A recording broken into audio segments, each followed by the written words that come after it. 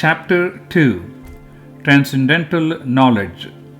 Sanjaya said, Lord Krishna spoke these words to Arjuna, whose eyes were tearful and downcast, and who was overwhelmed with compassion and despair.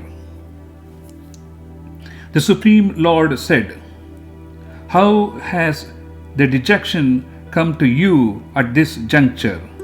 This is not fit for an Aryan or a person of noble mind and deeds. It is disgraceful and it does not lead one to heaven, O Arjuna. Do not become a coward, O Arjuna, because it does not fit you. Shake off this trivial weakness of your heart and get up for the battle, O Arjuna. Arjuna said, How shall I strike Bhishma and Drona, who are worthy of my worship, with arrows in battle, O Krishna? It would be better indeed to live on the alms in this world than to slay these noble gurus or teachers, because by killing them I would enjoy wealth and pleasure tainted with their blood. We do not know which alternative, to fight or to quit, is better for us. Further, we do not know whether we shall conquer them or they will conquer us.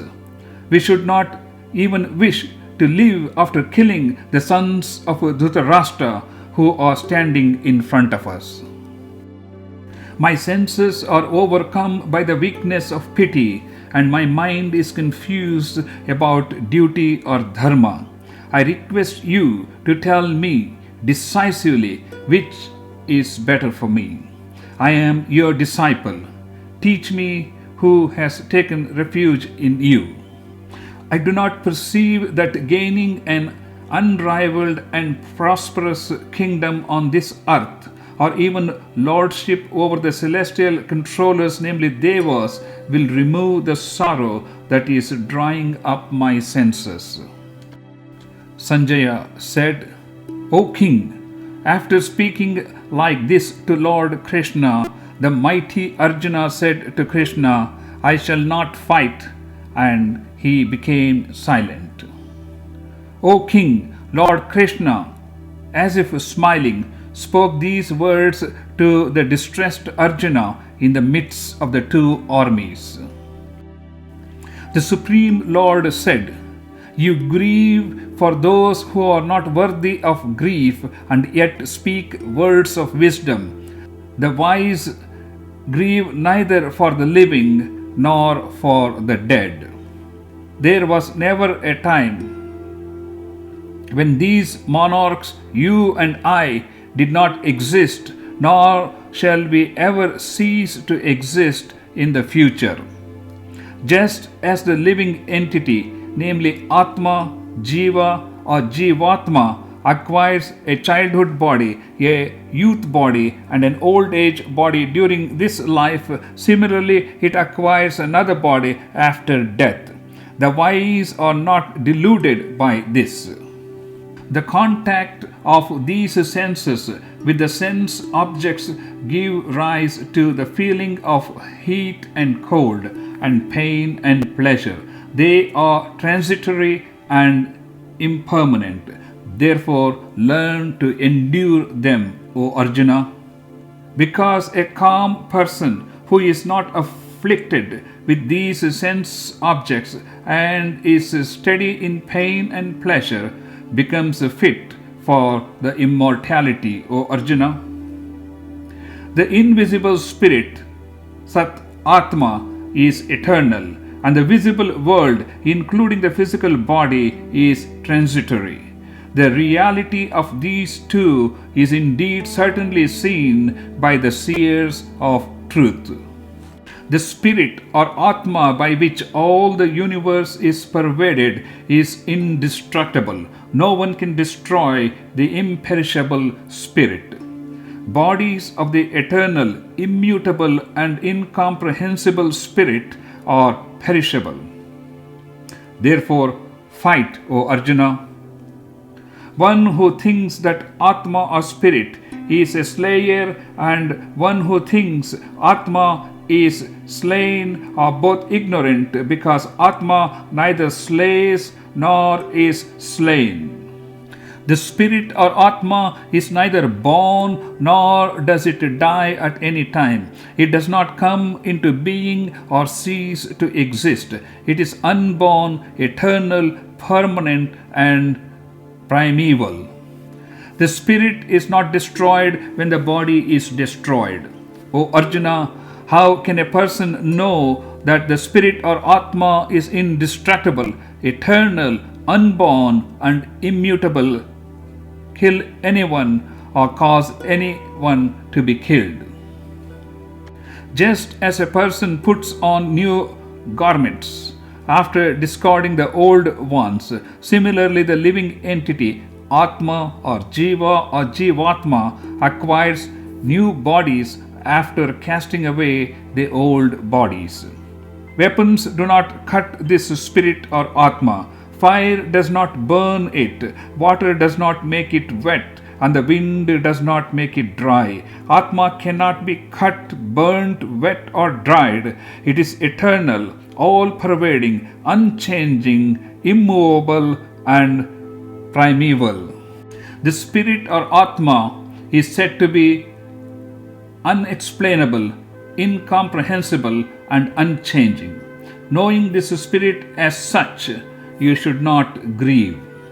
Even if you think that this living entity or body takes birth and dies perpetually, even then, O Arjuna, you should not grieve like this, because death is certain for one who is born and birth is certain for one who dies. Therefore, you should not lament over the inevitable. All beings, O Arjuna, are unmanifest, invisible to our physical eyes, before birth and after death. They manifest between the birth and the death only. What is there to grieve about? Some look upon this spirit as a wonder, another describes it as wonderful, and others hear it as a wonder. Even after hearing about it, very few people know it. O Arjuna, the spirit that dwells in the body of all beings is eternally indestructible. Therefore, you should not mourn for any body.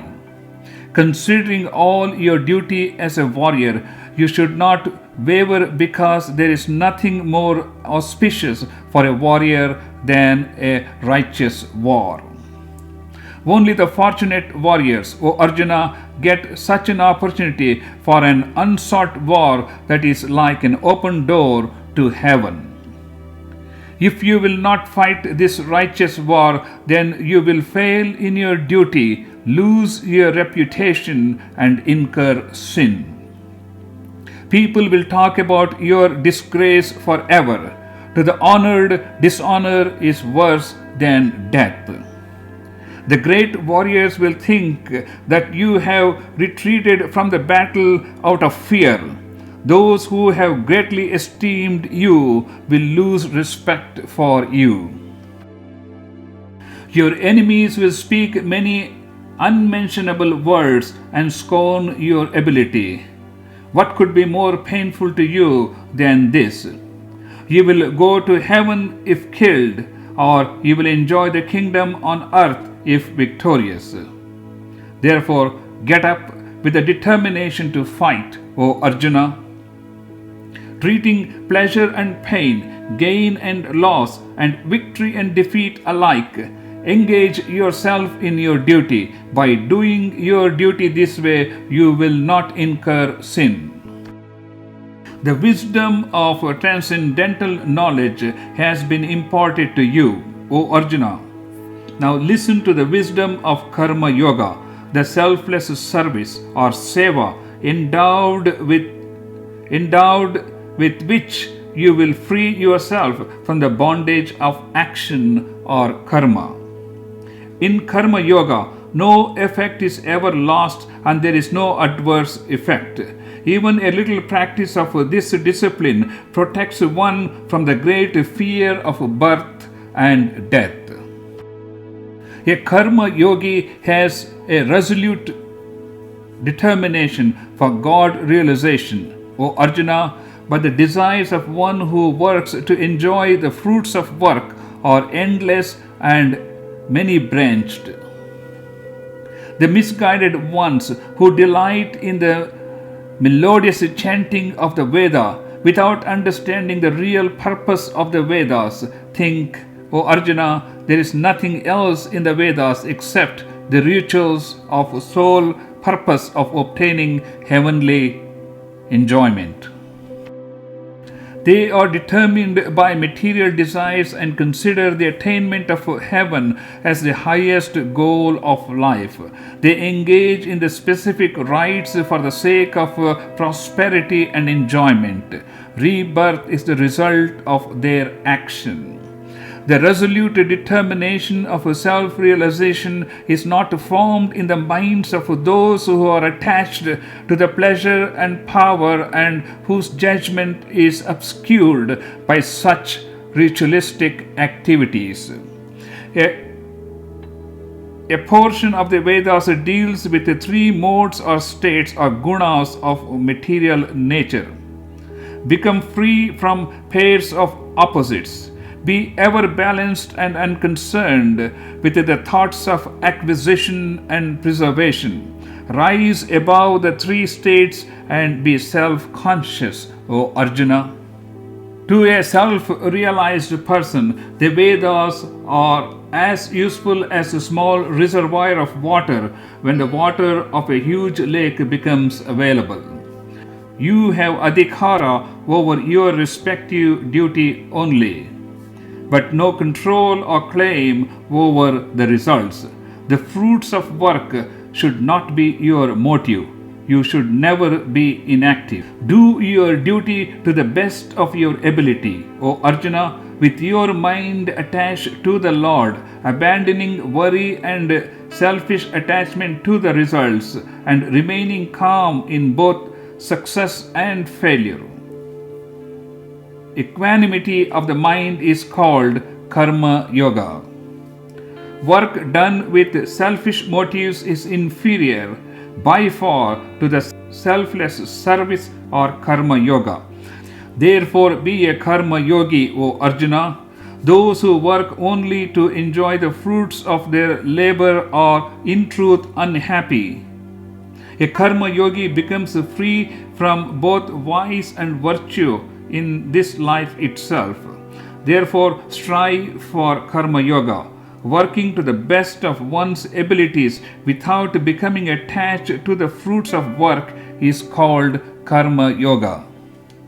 Wise karma yogis are freed from the bondage of rebirth by renouncing the selfish attachment to the fruits of all work and attain a blissful divine state. When your intellect completely pierces the evil of confusion, then you will become indifferent to what has been heard and what is to be heard from the scriptures. When your intellect that is confused by the conflicting opinions and the ritualistic doctrine of the Vedas shall stay steady and firm, concentrating on the Supreme Being, then you shall attain the union with the Supreme Being in trance or samadhi. Arjuna said, O Krishna, what are the marks of an enlightened sthitaprana person whose intellect is steady? How does a person of steady intellect speak? How does such a person sit and walk?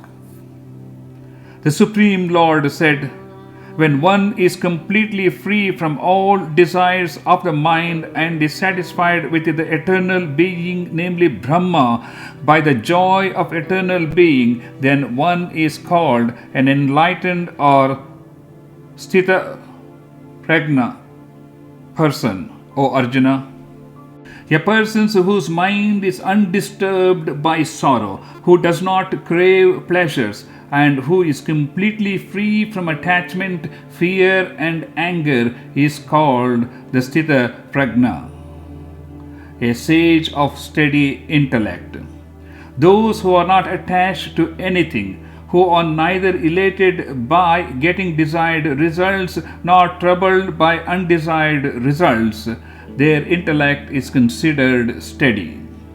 When one can completely withdraw from the senses, from the sense objects, as a tortoise withdraws its limbs into the shell for protection, then the intellect of such a person is considered steady. The desire for sensual pleasures fades away if one abstains from these sense enjoyment. But the craving for the sense enjoyment remains. The craving also disappears from one who has known the Supreme Being. Restlessness senses, O Arjuna, forcibly carry away the mind of even a wise person striving for perfection. One should not fix one's mind on me with loving contemplation after bringing the senses under control. One should fix one's mind on me with loving contemplation after bringing the senses under control. One's intellect becomes steady when one's senses are under complete control. One develops attachment to the sense objects by thinking about the sense objects. Desire for the sense objects comes from attachment to the sense objects, and anger comes from unfulfilled desires. Delusion or wild ideas arise from anger. The mind is bewildered by delusion. Reasoning is destroyed when the mind is bewildered. One falls from the right path when reasoning is destroyed. A disciplined person enjoying sense objects with senses that are under control and free from likes and dislikes attains tranquility. All sorrows are destroyed upon attainment of tranquility. The intellect of such a tranquil person soon becomes completely steady and united with the eternal being, namely Brahma. There is neither self-knowledge nor self-perception to those who are not united with the eternal being, namely Brahma. Without self-perception, there is no peace, and without peace, there is no happiness. The mind, when controlled by the roving senses, steals away the intellect as a storm takes away a boat on the sea from its destination, the spiritual shore. Therefore, O Arjuna, one's intellect becomes steady when the senses are completely withdrawn from the sense objects. A yogi, a person of self-restraint, remains wakeful when it is night for all others. It is night for the yogi who sees when all others are wakeful. One attains peace when all desires dissipate within the mind without creating any mental disturbance, as river waters enter the full ocean without creating any disturbance. One who desires material objects is never peaceful. One who abandons all desires and becomes free from longing and the feeling of I and my attains peace. O Arjuna, this is the superconscious Brahmi state. Attaining this state, one is no longer deluded. Gaining this state, even at the end of one's life, a person attains Brahma Nirvana or becomes one with the Absolute. Thus ends the second chapter named Transcendental Knowledge of the Upanishad of the Bhagavad Gita, the scripture of yoga, dealing with the science of the Absolute in the form of the dialogue between Sri Krishna and Arjuna.